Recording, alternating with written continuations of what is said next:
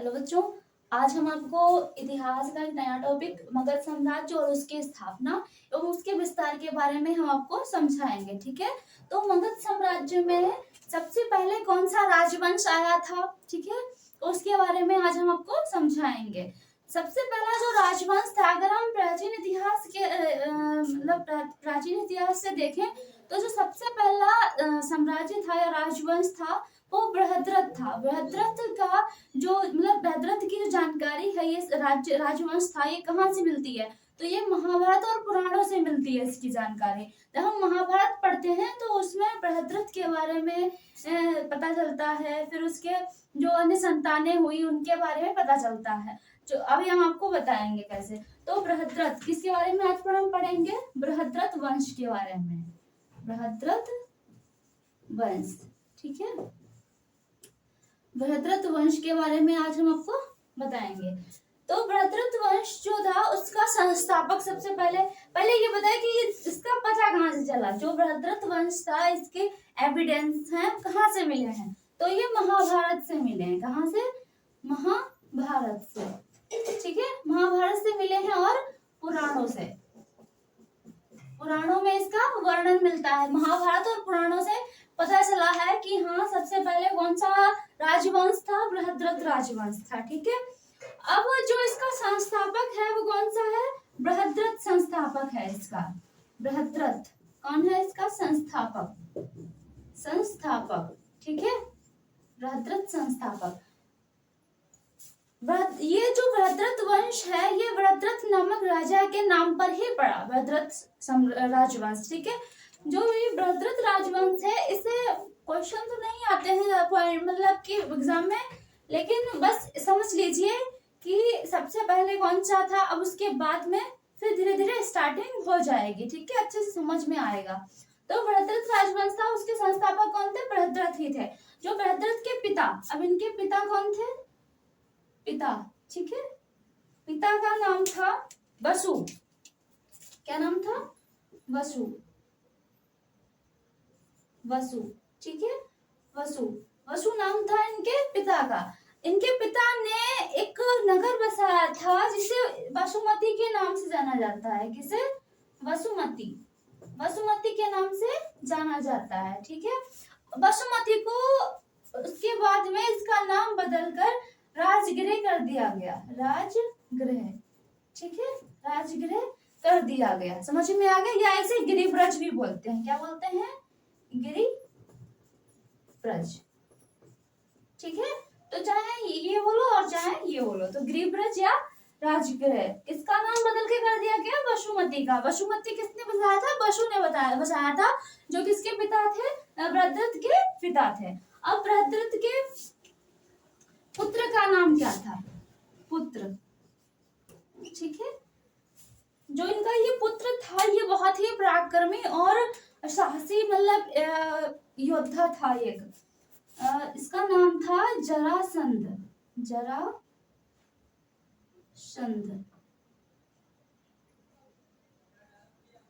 जरासंध, ठीक है, जरासंध क्या था?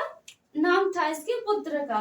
तो ये जो जरासंध था इसका वर्णन हमें कहाँ मिलता है? महाभारत में मिलता है। तो इससे पता चलता है कि जो बृहद्रथ वंश है वो महाभारत के समय का है ये राजवंश। ठीक है, जो जरासंध है, जरासंध का युद्ध महाभारत में भीम के साथ में हुआ था, जिसे हम मल्ल युद्ध के नाम से जानते हैं। जो ये युद्ध हुआ था ये श्री कृष्ण के निर्देश पर हुआ था, मल्ल युद्ध। ठीक है, जो जरासंध था इसने बहुत सारे राजाओं को पराजित किया था, लेकिन भीम के द्वारा इसका मतलब इसकी मृत्यु हो गई थी। ठीक है, इसे किसने मारा था? भीम ने मारा था। भीम ने मारा था। ठीक है, और कौन सा युद्ध हुआ था इन दोनों लोगों के बीच में? तो इन दोनों लोगों के बीच में मल्ल युद्ध हुआ था। कौन सा युद्ध हुआ था? मल्ल युद्ध इन दोनों लोगों के बीच में हुआ था, जरासंध और भीम के बीच में हुआ था। ठीक है, अगर लिखने में कोई मिस्टेक हो जाए तो आप लोग सुधार लीजिए, क्योंकि हम जो समझाते हैं तो लिखने में थोड़ा कम माइंड रहता है हमारा। अब जो बृहद्रथ वंश है, बृहद्रथ वंश का अंतिम जो शासक था वो रिपुंजय था। ठीक है, अंतिम राजा कौन सा था? रिपुंजय। रिपुंजय। अंतिम राजा कौन था? रिपुंजय था। रिपुंजय को इसके ही मंत्री ने मारकर अपने पुत्र को राज सिंहासन पर बैठाया था। इसको जो मारा था इसके मंत्री ने, उसका नाम था कुलिक। क्या नाम था? कुलिक था। ठीक है, तो जो रिपुंजय अंतिम शासक था, इसको इसके ही मंत्री ने मारा था, जिसका नाम था कुलिक। ठीक है, तो ये आपको बृहद्रथ वंश समझ में आया। बृहद्रथ वंश का वर्णन हमें महाभारत एवं पुराणों से मिलता है। बृहद्रथ वंश का संस्थापक कौन है? बृहद्रथ है संस्थापक। और इसके जो पिता का नाम क्या था? पिता का नाम वसु था। वसु, जिसने वसुमती नगर बसाया था, जिसको अब गिरिव्रज या राजगृह के नाम से बाद में जाना जाने लगा। ठीक है, अब जो इसका पुत्र था वो जरासंध था। जरासंध का युद्ध भीम के साथ में हुआ था महाभारत के समय। और जो भीम और जरासंध का जो युद्ध हुआ था उसे मल्ल युद्ध के नाम से जानते हैं। और जो बृहद्रथ वंश का जो अंतिम शासक था वो रिपुंजय था। रिपुंजय के ही मंत्री ने इसकी मृत्यु करवा दी थी और अपने पुत्र को राज सिंहासन पर बैठा दिया था। ठीक है, तो ये सब क्या है? बृहद्रथ वंश की जानकारी है। ठीक है, बस इतनी है। अब उसके बाद में हम आगे इसके बाद में हम अलग वंश पढ़ेंगे। इसके बाद में हम हर्यक वंश पढ़ेंगे, जिसे पितृहंता वंश के नाम से भी जाना जाता है। ठीक है, तो हर्यक वंश ये हम सब विदेश कर रहे हैं, हर्यक वंश पढ़ेंगे अब। ठीक है, अब देखो आगे का वंश कौन सा है? हर्यक वंश। तो हर्यक वंश के बारे में हम समझेंगे। हर्यक वंश से ही मतलब हिस्ट्री की शुरुआत हो जाती है, इतिहास की। तो हर्यक वंश को दूसरे पितृहंता वंश के नाम से भी जाना जाता है। कौन से? पितृहंता वंश। ठीक है, पितृहंता वंश के नाम से भी जाना जाता है। अब पितृहंता वंश के नाम से क्यों जाना जाता है? यानी कि पिता को मारने वाला वंश। तो ऐसा वंश इसे क्यों कहा जाता है, इसके बारे में हम आगे पढ़ेंगे, आपको सब समझ में आ जाएगा। तो हर्यक वंश का आप समझिए संस्थापक। हर्यक सबसे पहले इसकी शुरुआत कब से हुई? 544 ईसा पूर्व से 412 ईसा पूर्व तक। ठीक है, ईसा पूर्व तक ये रहा। ठीक है, ये राजवंश कब तक रहा? 544 से शुरुआत हुई और 412 ईसा पूर्व तक ये साम्राज्य रहा। अब इसके जो संस्थापक हैं वो कौन है? संस्थापक कौन था इसका? बिंबिसार। कौन था?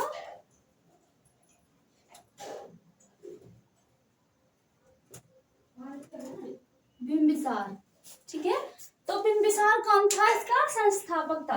बिंबिसार का जो समय है वो 544 से 492 ईसा पूर्व तक माना जाता है। ईसा पूर्व कब तक? 544 से 492 ईसा पूर्व तक ये रहा बिंबिसार। ठीक है, अब बिंबिसार जो था ये बहुत ही पराक्रमी राजा था। इसके पुत्र का नाम अजातशत्रु था। तो जो बिंबिसार था ये ज्यादातर शादियां करके अपने साम्राज्य को, अपने जो साम्राज्य की जो सीमा थी उसको बढ़ाता रहता था। और जो कुछ पर आक्रमण करके बढ़ाया, जैसे कि अंग है। अंग की राजधानी क्या थी? चंपा। अंग को इसने लिख लीजिए ऐसे। अंग को इसने जीता। ठीक है, अंग को इसने जीता था आक्रमण करके। फिर बाद में इसे अंग को उसको अजातशत्रु को दे दिया था। अजातशत्रु को इसने दे दिया था शासन करने के लिए अंग पर। ठीक है, अंग की राजधानी कौन सी थी? चंपा थी। उसके बाद में इसने जो अपने आसपास के जितने भी जो राज्य थे जिनको नहीं जीत पाया, तो उस पर उसके जो राजा थे उनकी पुत्रियों से या उनकी जो बहन थी उनसे विवाह करके इसने वैवाहिक संबंध बनाए। सबसे ज्यादा इसने क्या बनाया? वैवाहिक संबंध बनाए। ठीक है, कौन? वैवाहिक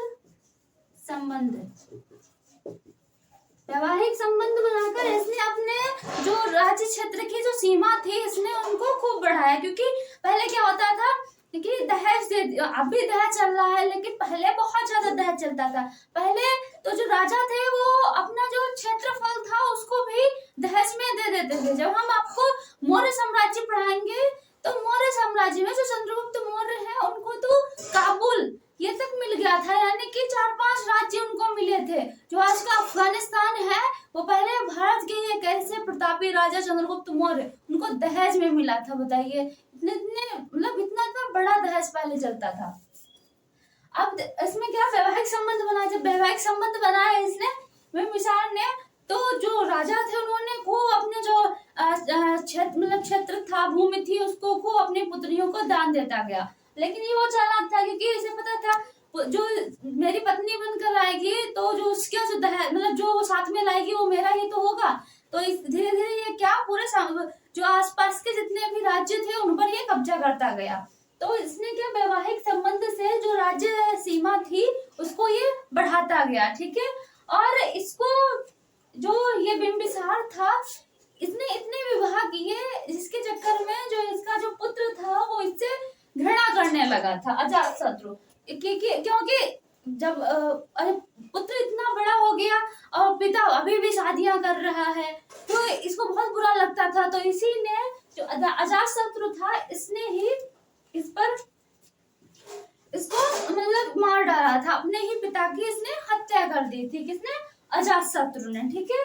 तो जो बिंबिसार था इसने वैशाली, ठीक है, अभी हम लिखवा दे रहे हैं कि कौन कौन से राज्य पर इसने मतलब कौन कौन से राज्य को इसने वैवाहिक संबंध के दौरान अपनी भूमि में मिला लिया था। कौन से?